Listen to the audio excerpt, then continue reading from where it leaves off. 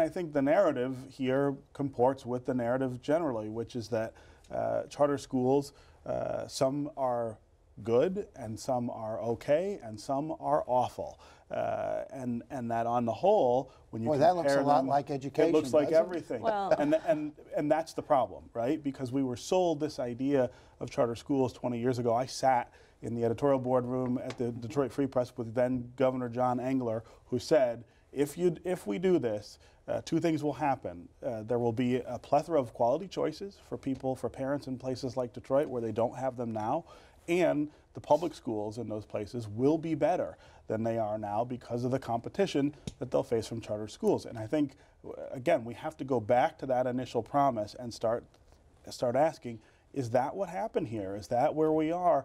And if we're not, how do we get to that point? And well, we're obviously in not many at that cases. point right well, now. Well, it happened in, well, we're not completely at that point, but we've not seen a total failure of this. I mean, in fact, the report signals out some of the schools where, like UPrep Middle School, where 87% of the elementary school students are reading proficient. You don't see that anywhere else in the city. So you do have quality choices. Chrysler Elementary has 100% of their kids doing that. You do. Bates Elementary has 100% of their kids. You don't see that sort of performance throughout the public schools as you do in some of the better charters in the city.